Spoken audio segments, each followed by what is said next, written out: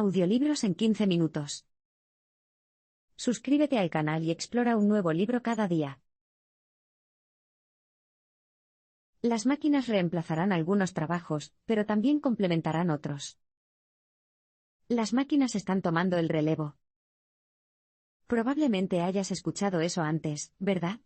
Y no es difícil ver de dónde viene el argumento. Cada año surgen nuevas innovaciones tecnológicas.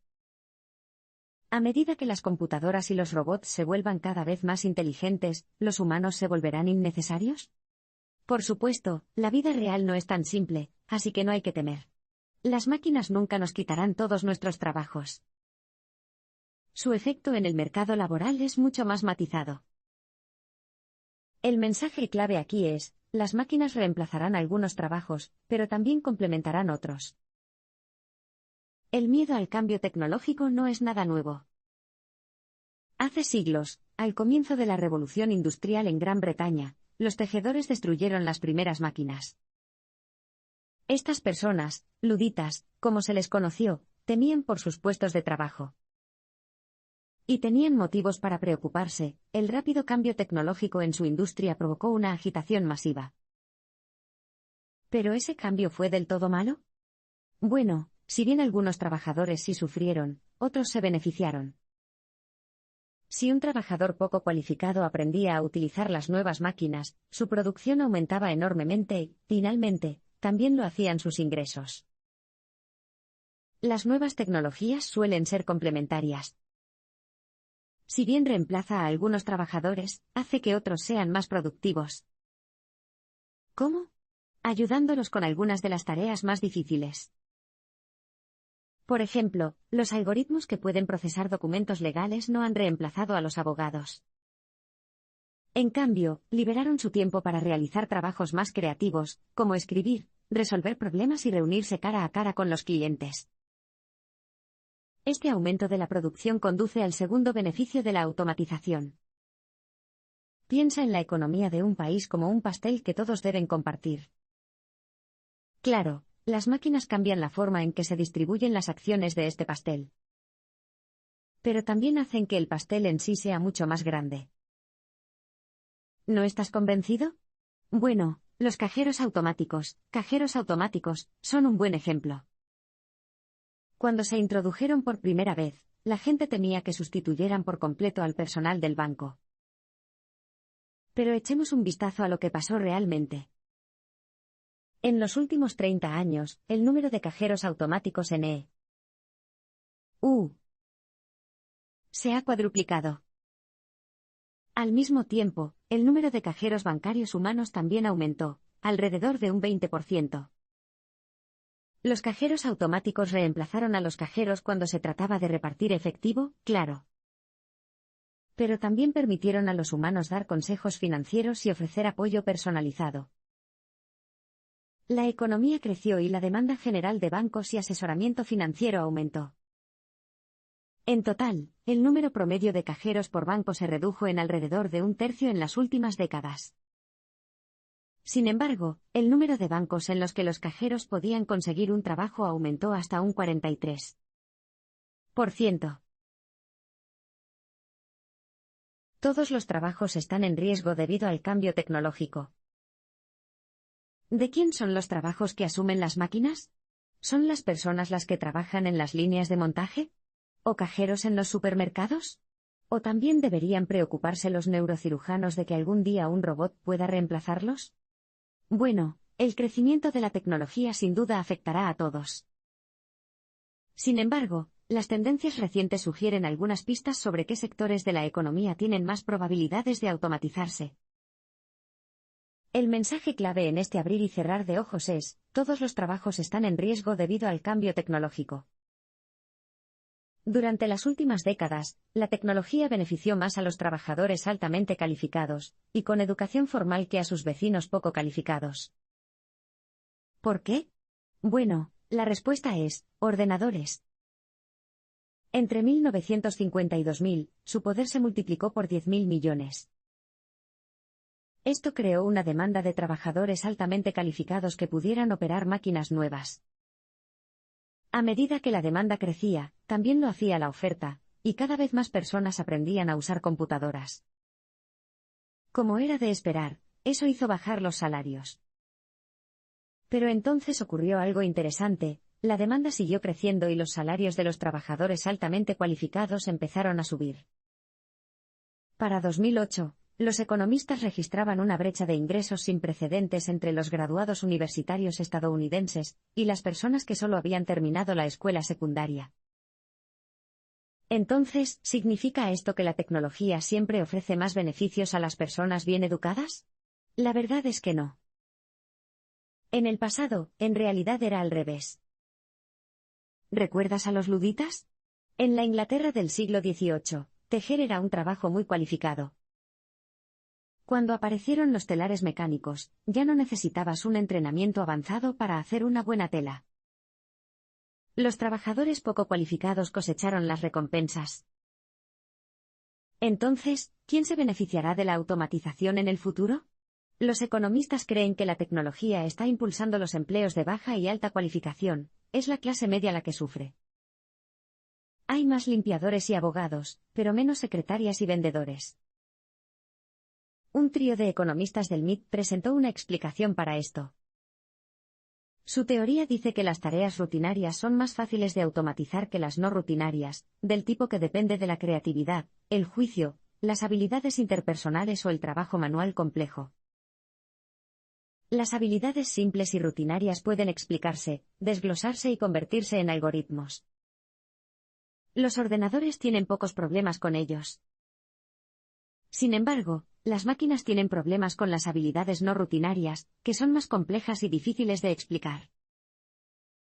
Durante mucho tiempo, la gente creyó que los trabajos no rutinarios estaban a salvo de la automatización porque los científicos no podían enseñar a las computadoras a realizarlos. Sin embargo, eso está empezando a cambiar. ¿Cómo? Veremos en el próximo parpadeo, las máquinas ya han empezado a aprender por sí mismas. El gran avance en la investigación de la IA se produjo cuando las computadoras dejaron de intentar pensar como los humanos. El poeta griego antiguo Homero es más famoso por la Ilíada y la Odisea. ¿Pero sabías que escribió sobre algo más que héroes y batallas? También describió lo que ahora llamaríamos inteligencia artificial o IA. En la Ilíada, Homero habla de taburetes de 3 patas sin conductor que se le acercaban a su dueño cuando los llamaban, un poco como los coches autónomos actuales. Ahora bien, quizás Homer no tenía en mente los vehículos autónomos cuando contó esa historia. Pero habla de un punto importante: los seres humanos han soñado durante mucho tiempo con máquinas capaces de ser autónomas. Y los avances recientes están haciendo realidad esos sueños. Para entender lo que puede hacer la IA, empecemos por analizar su historia. Los primeros intentos de crear inteligencia artificial se remontan a mediados del siglo XX, cuando la informática estaba ganando terreno. Los primeros investigadores de IA intentaron replicar el pensamiento humano. Para desarrollar un software de ajedrez, por ejemplo, pidieron a los grandes maestros que explicaran sus ideas sobre el juego. Y luego los ingenieros trataron de enseñarle a la computadora esos mismos procesos. El mensaje clave de este abrir y cerrar de ojos es: el gran avance en la investigación de la IA se produjo cuando las computadoras dejaron de intentar pensar como los humanos. Sin embargo, a finales de la década de 1980, este enfoque se había estancado. Ya se tratara del ajedrez, la traducción o la identificación de objetos, la IA primitiva no podía derrotar a un humano pensando como un humano. Entonces, ¿cuál era la solución? Los científicos se dieron cuenta de que tenían que cambiar de rumbo. Imitar el pensamiento humano solo podría llevar a las computadoras hasta cierto punto. La siguiente ola de investigación sobre la IA se basó en un enfoque más pragmático. Los científicos asignaron a las máquinas una tarea, y le dijeron al software que la realizara de cualquier manera posible, incluso si no tuviera sentido para los seres humanos. En lugar de utilizar las estrategias tradicionales de ajedrez o traducción, los nuevos programas de IA recopilaron cientos de millones de puntos de datos y los escanearon para encontrar patrones. Como resultado, el campo de la investigación de la IA dio un gran paso adelante. En 1997, Deep Blue de IBM venció al campeón mundial de ajedrez Garry Kasparov. Y la IA no solo se destaca en el ajedrez, los programas modernos de identificación de imágenes, por ejemplo, suelen superar a los humanos en las competiciones. Estos avances son fundamentales para comprender cómo la automatización podría afectar el futuro del trabajo. Los economistas solían pensar que las computadoras nunca funcionarían sin la guía humana. Sin embargo, las máquinas ahora pueden encontrar soluciones no humanas a problemas y tareas. Y esto sugiere que algún día las máquinas podrán aprender habilidades no rutinarias, que antes se consideraban más allá de sus capacidades. Las máquinas están mejorando en todo tipo de trabajos, pero el progreso tecnológico tendrá un aspecto diferente en todas partes. El autor de ciencia ficción William Gibson dijo una vez, el futuro está aquí, simplemente no está distribuido de manera uniforme. Es útil tener en cuenta esta línea cuando hablamos de automatización. En lo que respecta a lo que pueden hacer las computadoras, el futuro es en gran medida ahora. La IA puede superar a los humanos en un número cada vez mayor de tareas, desde detectar mentirosos hasta fabricar prótesis. Sin embargo, el salto de la IA puede hacerlo a la IA lo hará es enorme, y esta brecha varía de un país a otro. El mensaje clave aquí es, las máquinas están mejorando en todo tipo de trabajos, pero el progreso tecnológico tendrá un aspecto diferente en todas partes. A medida que las capacidades tecnológicas sigan aumentando, la automatización transformará todos los sectores. Basta con mirar la agricultura. Los granjeros actuales tienen tractores sin conductor, sistemas de reconocimiento facial para ganado y pulverizadores automáticos. En Japón, el 90% de la fumigación de cultivos se realiza con drones. Incluso las tareas que antes requerían habilidades motoras finas se han automatizado, los robots pueden recoger naranjas sacudiéndolas de los árboles. ¿Qué pasa con las industrias que requieren un pensamiento más complejo? Bueno, la ley, las finanzas y la medicina han visto la llegada de un software que puede analizar más información que los humanos. La IA es excelente para buscar patrones relevantes y casos anteriores.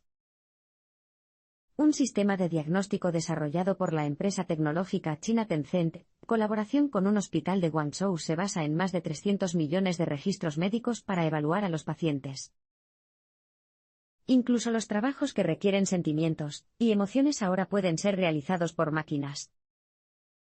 Algunos sistemas de reconocimiento facial ya superan a los humanos cuando se trata de saber si una sonrisa es real o no. Se espera que los robots sociales, llamados así porque pueden detectar las emociones humanas y reaccionar ante ellas, se conviertan en una industria de 67.000 millones de dólares. Cada vez son más comunes en el cuidado de la salud. Una máquina humanoide llamada Pepper se ha convertido en residente de algunos hospitales belgas. Su función consiste en saludar a los pacientes y acompañarlos por el laberinto de pasillos y edificios. Pero el hecho de que se puedan automatizar más tareas no significa que se vayan a automatizar. Los requisitos y costos de automatización varían de una región a otra, por lo que los países no necesariamente avanzarán al mismo ritmo. Por ejemplo, Japón tiene muchas personas mayores, pero carece de enfermeras. Por lo tanto, los hospitales de ese país tienen un fuerte incentivo para automatizar el trabajo asistencial. Por el contrario, los países con poblaciones más jóvenes, y muchas personas dispuestas a aceptar trabajos con salarios bajos, tienen menos incentivos para automatizar la atención médica. De hecho, es posible que incluso haya presión política para impedir la llegada de los robots médicos. Las máquinas cada vez más capaces provocarán enormes pérdidas de puestos de trabajo. Buscar trabajo no es muy divertido, ¿verdad? Ahora imagine que está desempleado porque su trabajo ha sido automatizado. ¿Cómo vas a encontrar trabajo si te han reemplazado por una máquina? Lo más probable es que este desafío afecte a millones de personas. En los parpadeos anteriores, aprendimos que la automatización ampliará el tamaño del pastel económico. En otras palabras, las máquinas crearán nuevos empleos, lo que compensará el desempleo. Pero, ¿ocupará la gente esos nuevos puestos? Bueno, la respuesta está lejos de ser sencilla. Hay demasiados obstáculos en el camino, como, por ejemplo, la falta de coincidencia de habilidades. El mensaje clave en este abrir y cerrar de ojos es: máquinas cada vez más capaces provocarán enormes pérdidas de puestos de trabajo. Supongamos que la mayoría de los empleos nuevos son altamente cualificados, como los especialistas en gestión de la IA. Eso no ayudaría a los trabajadores de las fábricas poco cualificados. O considere la falta de coincidencia geográfica. ¿Te gustaría mudarte cientos de millas por un trabajo? Internet ha ayudado a lograrlo al hacer que el trabajo remoto sea más factible, pero la geografía sigue siendo importante. Piense en Silicon Valley, que atrae a tantas empresas de tecnología. La cantidad de programadores talentosos en la región significa que los fundadores de empresas emergentes a menudo se mudan a Silicon Valley para encontrar talento y establecer nuevas conexiones. Los economistas llaman a esos obstáculos fricciones. Los científicos creen que todos son a corto plazo, que se suavizarán a largo plazo. Pero hay algo que no desaparecerá: el cambio estructural del mercado laboral. Hemos visto que la tecnología aumenta la productividad y la producción general. Sin embargo, a medida que la tecnología se desarrolle, llegará a un punto en el que no necesitará humanos en absoluto. Piensa en los coches, por ejemplo. En primer lugar, el GPS complementó a los humanos al dar a los taxistas la posibilidad de tomar rutas más eficientes. Hoy en día, sin embargo, los coches sin conductor están destinados a reemplazarlos por completo. A pesar del aumento de la demanda de taxis, esto no significará más puestos de trabajo para los seres humanos. Las empresas simplemente producirán más automóviles sin conductor. Este cambio no ocurrirá de la noche a la mañana. Como dijo una vez el investigador de Silicon Valley Roy Amara, tendemos a sobreestimar el efecto de una tecnología a corto plazo, y a subestimar el efecto a largo plazo. Pero, ¿cuánto es mucho? Bueno, estos efectos se verán en décadas, no en siglos, y seguirán acelerándose a medida que la IA se vuelva más inteligente. La tendencia es clara: aunque la producción seguirá aumentando, habrá menos trabajo para los humanos. La automatización ha aumentado la desigualdad al ampliar la brecha de ingresos entre los trabajos. Durante la mayor parte de la historia de la humanidad, luchamos por la subsistencia.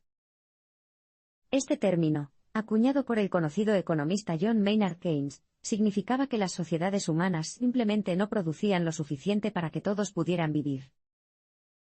Esto hizo que la cuestión de cómo distribuir los recursos fuera una idea tardía.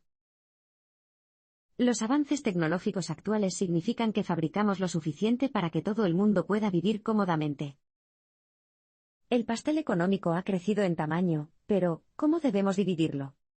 Si observamos los datos económicos, una cosa queda muy clara: en los últimos años, las porciones del pastel se han vuelto menos equitativas.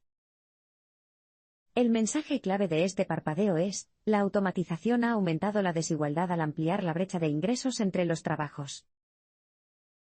Pensemos en las cosas que poseemos, nuestro capital, en términos económicos. Podemos dividir nuestro capital en dos categorías: capital tradicional y capital humano.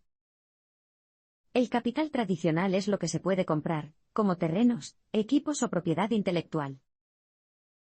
El capital humano es un concepto más amplio que abarca todas sus habilidades y capacidades. Si todo el mundo tuviera suficiente capital tradicional, la automatización no sería un gran problema. Sin embargo, la mayoría de las personas controlan muy poco capital tradicional.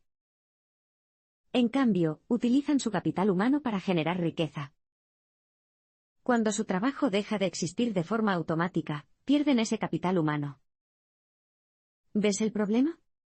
Los datos muestran exactamente la magnitud del problema. Antes de 1980, el crecimiento de los ingresos era constante para todos los estadounidenses. Sin embargo, entre 1980 y 2014, las cosas cambiaron. Las personas con bajos ingresos disfrutaron de poco o ningún crecimiento en sus ingresos. Sin embargo, el 1% de la población que ya ganaba más vio cómo sus ingresos se dispararon. Este patrón se ha repetido en los países ricos de todo el mundo. Para todos, excepto para los trabajadores más cualificados, el capital humano ya no vale lo mismo que antes. ¿El resultado final?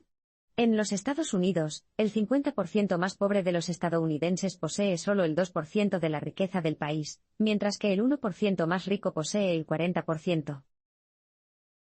Aquí hay un par de conclusiones importantes. La más obvia es que los cambios en el futuro del trabajo conducirán a un aumento de la desigualdad. Otra pregunta es, ¿cómo funcionará la sociedad cuando las personas ya no necesiten trabajar? Cuando la automatización colapsa el mercado laboral, el gran Estado debe garantizar que la riqueza se distribuya. Tradicionalmente, la mayoría de nosotros hemos tenido que trabajar para obtener nuestra parte del pastel económico. Pero, ¿qué ocurre cuando la automatización elimina puestos de trabajo? ¿Cómo van a apoyar las sociedades a las personas que han sido reemplazadas por máquinas? Si el mercado laboral no lo hace, otra institución tiene que dar un paso adelante. Solo hay una organización con el poder de hacerlo, el Estado. El mensaje clave aquí es, cuando la automatización derrumbe el mercado laboral, el gran Estado debe garantizar que la riqueza se distribuya. La mayoría de los países desarrollados ya tienen un estado de bienestar. Este concepto, en su forma moderna, se remonta a principios del siglo XX. Sin embargo, el estado de bienestar también tiene que cambiar. Originalmente se diseñó para complementar el mercado laboral. El principio fundamental era que las personas que trabajan apoyan a las que no lo hacen. La expectativa era el empleo. Sin embargo, en el mundo automatizado, este ya no será el caso. El estado de bienestar tendrá que ser reemplazado por lo que el autor llama el gran Estado, una institución que comprenda que no habrá suficiente trabajo para todos. El gran Estado tendrá que lograr dos objetivos principales: gravar a quienes se benefician de la automatización, y redistribuir los ingresos entre quienes se ven perjudicados por ella. El gran Estado puede gravar a los trabajadores, como los desarrolladores de software o los gerentes de empresas de tecnología. Y también puede recaudar dinero de los propietarios del capital tradicional, incluyendo tierras, máquinas o derechos de propiedad. Por último, este Estado puede gravar a las empresas, especialmente a las que reciben ganancias adicionales debido a toda la automatización que utilizan. Una vez que el gran Estado haya reunido todo este dinero, ¿cómo debe distribuirlo? Algunos economistas han propuesto la idea de un ingreso básico universal, ORBU, que proporcionaría pagos en efectivo a todos.